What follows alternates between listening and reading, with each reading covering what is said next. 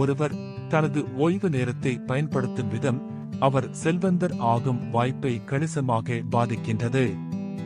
இங்கே நாம் 4 பொதுவான வழிகளை காணலாம். பெரும்பாலும் நமது ஓய்வு நேரத்தை கற்றல் மற்றும் சுய முன்னேற்றத்தை ஊக்குவிக்கும் செயல்களில் ஈடுபடுவது நல்லது. படிப்பது, ஆன்லைன் படிப்புகளை மேற்கொள்வது, கருத்தரங்குகளில் கலந்து கொள்வது அல்லது திறமையை மேம்படுத்தும் பொழுதுபோக்கை பின்பற்றுவது ஆகியவை இதில் அடங்கும். இந்த தொடர்ச்சியான கற்றல் அதிக வருமானம் அல்லது புதிய வாய்ப்புகளுக்கு வழிவகுக்கும். இது ஓய்வு நேரத்தை மற்ற வெற்றிகரமான நபர்களுடன் செலவிட பயன்படுத்துவது. இவ்வாறாக கிடைக்கும் புதிய தொடர்புகள், கூட்டு முயற்சி முதலான அரிய வாய்ப்புகளுக்கு வழிவகுக்கலாம்.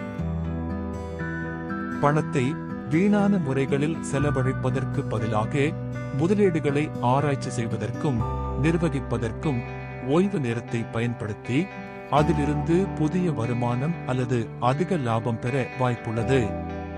காலப்போக்கில் இந்த முதலீடுகள் வளர்ந்து நமது செல்வத்திற்கு பங்களிக்க முடியும். நமது உடல் நலம் மற்றும் நல்வாழ்வுக்கு முன்னுரிமை அளிக்க வேண்டும்.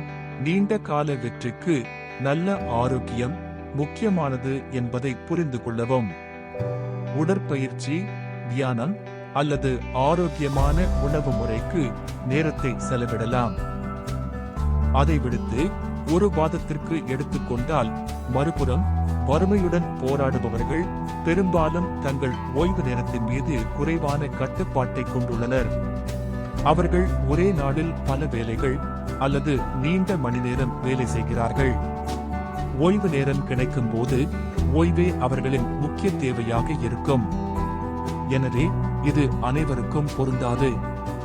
மேலும் உங்களின் நிதிநிலை, பின்னணி, கல்வி, வேலை வாய்ப்புகள் மற்றும் தனிப்பட்ட சூழ்நிலைகள் உட்பட பல காரணிகளாலும் இது மாறுபடுகிறது. செல்வம் மட்டுமே மகிழ்ச்சி, நிம்மதி அல்லது நிறைவுக்கு சமமானதாக இருக்காது என்பதையும் கவனத்தில் கொள்ள வேண்டும். ஒவ்வொருவருக்கும் வெவ்வேறு குறிக்கோள்கள் மற்றும் வெற்றிக்கான வரையறைகள் உள்ளன. ஆகவே உங்களின் நிலை அறிந்து அதற்கேற்ப ஓய்வு நேரத்தை பயன்படுத்தும் விதங்களை தேர்வு செய்து முன்னேற்றம் காணுங்கள்.